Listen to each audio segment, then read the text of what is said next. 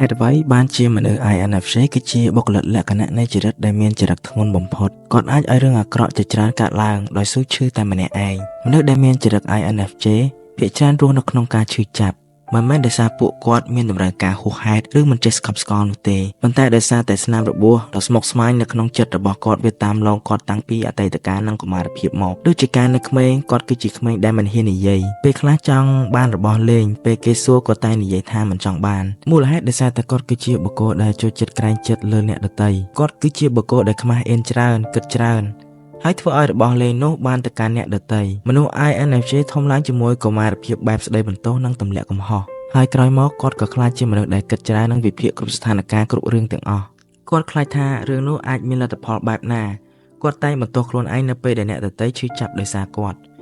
វិភាគគ្រប់ស្ថានភាពមិនថាអាក្រក់ឬក៏ល្អមនុស្ស INFJ ទំនងជាមានចរិតចម្លែកមួយ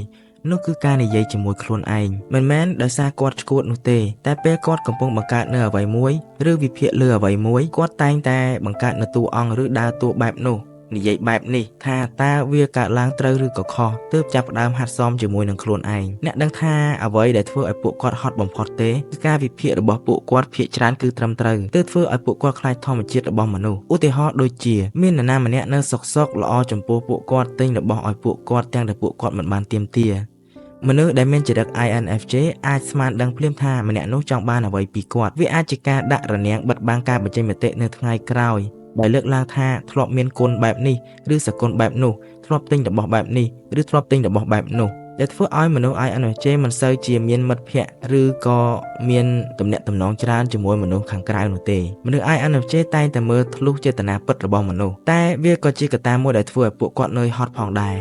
ពួកគេតែងវិភាគហើយការវិភាគនេះយូរទៅក៏คล้ายទៅជាចរិតមួយដែលធ្វើឲ្យ INFJ ស្អប់មនុស្សទាំងពួងឬស្អប់មនុស្សទាំងលោកនៅក្នុងសង្គមមនុស្ស INFJ ចូលចិត្តសំងំនៅម្នាក់ឯងមានមិត្តនិយាយជាមួយខ្លួនឯងប្រសើរជាងរាប់អានមនុស្សដែលរលួយក្នុងទាំងអស់នោះសរុបមកអ្នកដែលមានចរិត INFJ អាចនិយាយបានថាគឺជាកាដូពរពីទេវតាឬក៏ជាបណ្ដាសាពីឋាននរកអរគុណអ្នកទាំងអស់គ្នាដែលស្ដាប់វីដេអូនេះពីដើមរហូតដល់ចប់ហើយមានគ្នាយើងប្រហែលអ្នកដែលមាន personality trait ជា INFJ អាច comment ខាងក្រោមបានហើយកុំភ្លេចចូលទៅ subscribe channel YouTube ខ្ញុំដែល link នៅក្នុង bio ផង